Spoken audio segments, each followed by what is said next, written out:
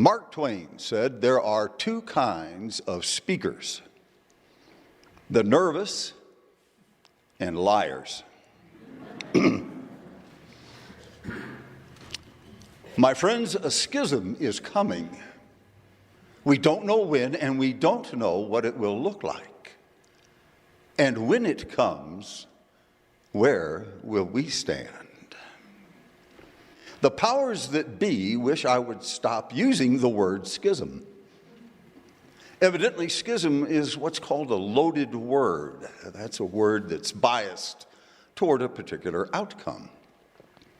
Instead, they would prefer I use the word disaffiliation. Disaffiliation is that unliking somebody on Facebook? Disaffiliation is a euphemism, a milder word that's used in place of one that's considered too harsh or blunt.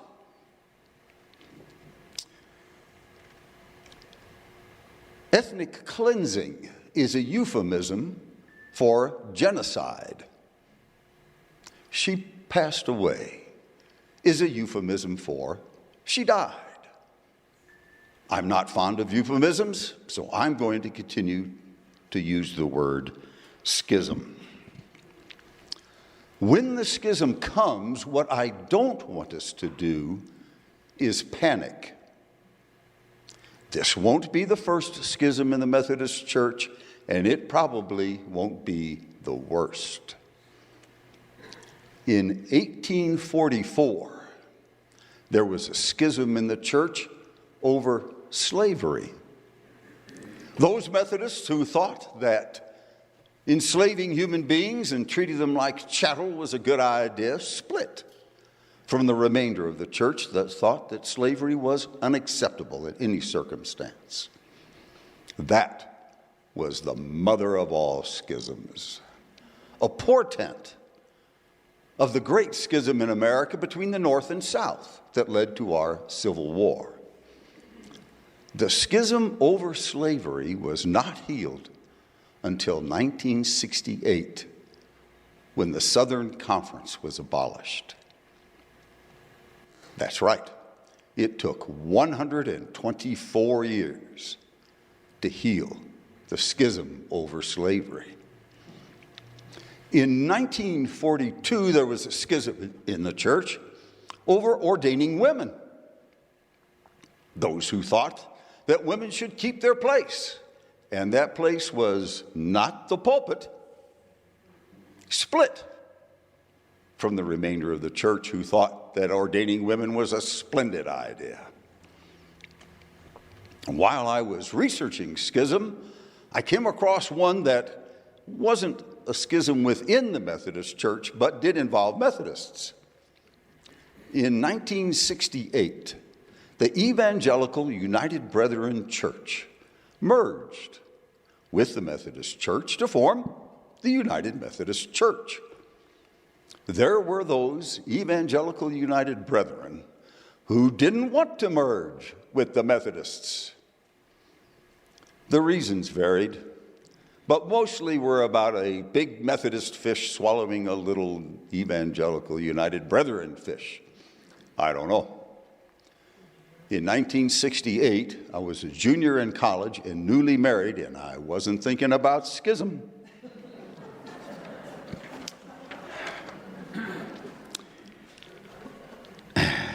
The two major schisms in the Methodist Church over slavery and ordaining women have something in common.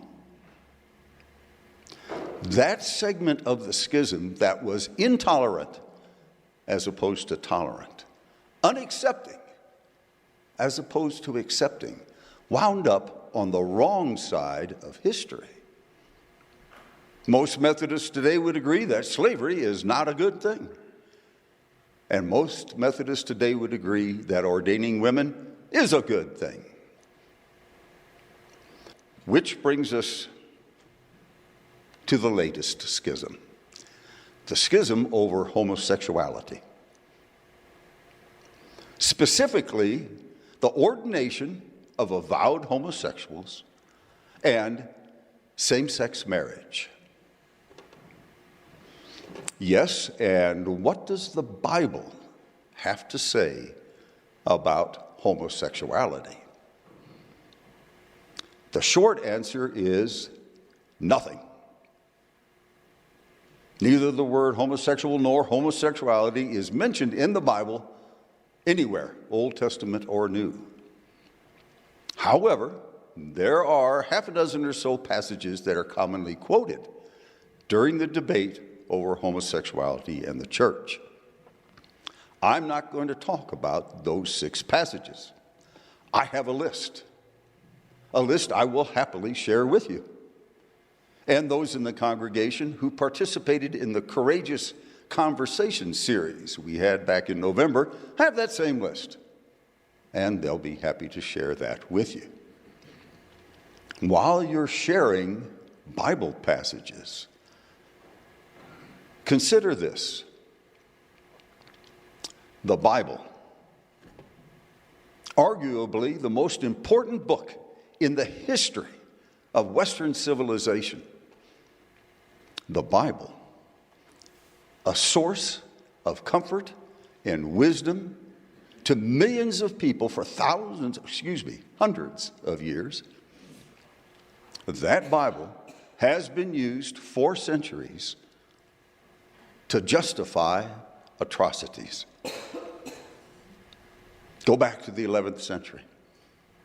The Bible was used to justify slaughtering Muslims during the Christian Crusades.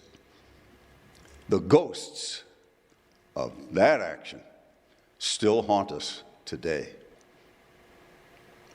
In the 19th century, the Bible was used to justify slavery. In the 20th century, the Nazis used the Bible to justify the Holocaust.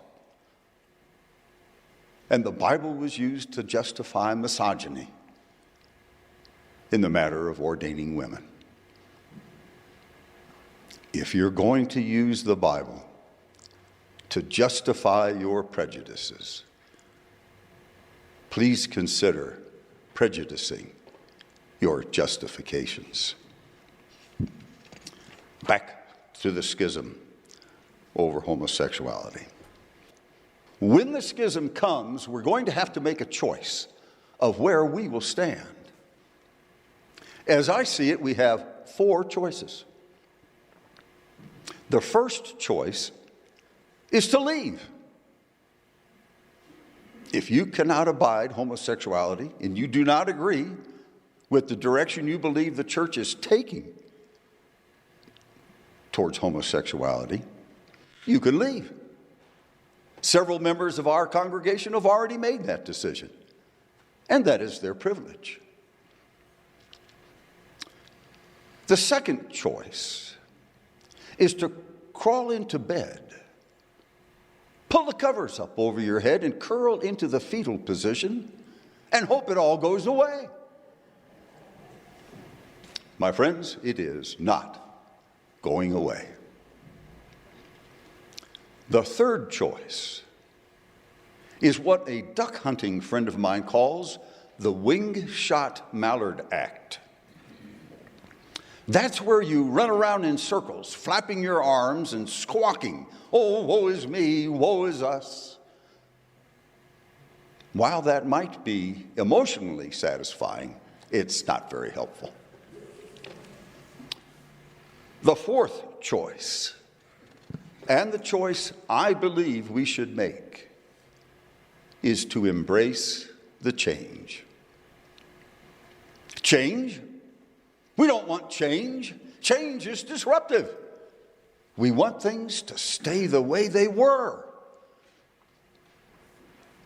My friends, the 20th century is gone.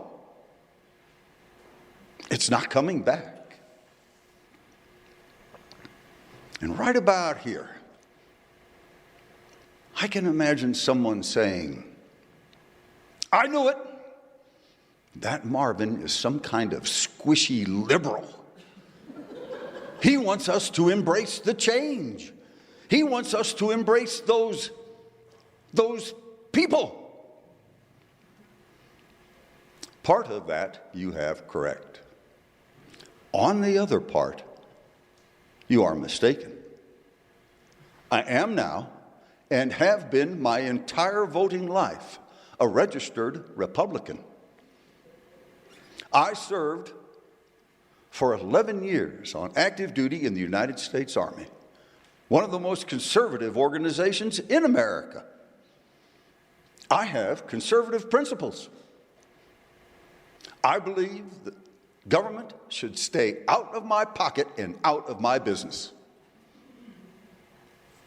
Did I hear an amen? Amen. Amen.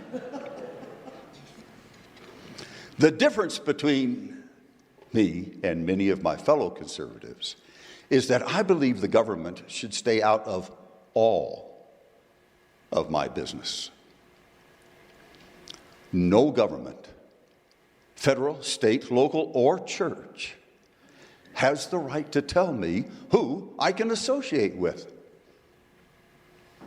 If I wish to associate with Muslims, that is my business and does not make me a terrorist. If I wish to associate with homosexuals, that is my business and does not make me gay. And more to the point, no government, federal, state, local, or church, has the right to tell me who I can love. Look around you. Look who's sitting nearby. Look across the sanctuary. Those of your friends. You may not look like them, you certainly don't act like them, and you probably don't think like them. But you tolerate them, even accept them. That's what friends do. Some of you were born and raised in this church. Some of you have been members for 20 years, 40 years, 80 years. And in all those years, we've seen some grand times. And we've seen some terrible times. And how did we get through those terrible times? We got through them together. We're a church family. Okay? That's a cliche. But it is true. And like families everywhere, we don't always agree with each other. But we tolerate each other, even accept each other. That's what families do. And when families are in crisis, how do they face that crisis? They face it together. So, I believe we should embrace the change together. That decision did not come easily. I thought about it a lot. I prayed about it a lot. And I still didn't know. So I asked some friends, some imaginary friends. What? You don't have imaginary friends? You did when you were a child. Why did you abandon them? Imaginary friends are the best kind of friends. Imaginary friends always have your back. Imaginary friends love you unconditionally. Imaginary friends will never ask you for money and won't ask you to serve on church committees. So I assembled a small group of my imaginary friends. And I asked them, where should we stand? And like all good friends, real or imaginary, they did not let me off easy. They turned the question around on me. The first to speak was my friend Jesus. He stood, a confident look on his face, the look of a man who knows he's in charge and does not have to justify it. And Jesus asked me, Marvin, where will you stand? And I replied, Lord, together we will stand beside you. And he smiled and sat down. The next to speak was my black friend. He stood, an imposing man, a no-nonsense look on his face. He locked his brown eyes on my brown eyes and asked me, Marvin, where will you stand? And I replied, brother, together we will stand beside you. And he smiled and sat down. The next to speak was my woman friend. She stood, dressed in a crisp business suit, a determined look on her face, the look of a woman who knows she's in charge and is bone tired of having to justify it. And she asked me, Marvin, where will you stand? And I replied, sister, together we will stand beside you. And she smiled and she sat down. The last to speak were two of my homosexual friends. They stood, their hands entwined in a gesture of reassurance, anxious looks on their faces. And they asked me, Marvin, where will you stand? And I replied, my friends, we may not understand you. We may not agree with you. But together, we will stand beside you. And they smiled and sat down. And so I had the answer of where I believe we should stand. But what if I was wrong? What if God does favor straight, white men? Am I damned? Is my destiny to burn in hell for eternity because of the stand I believe we should make?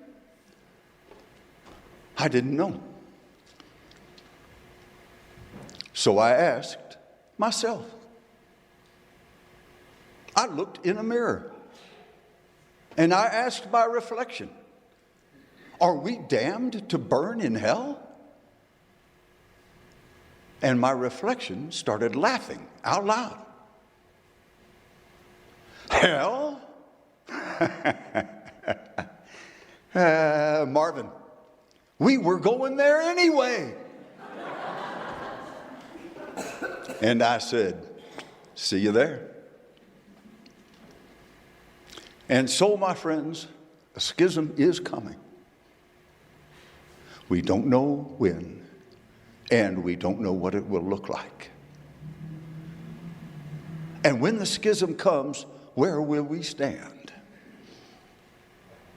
I know the answer, and you know the answer. We will stand together. Amen.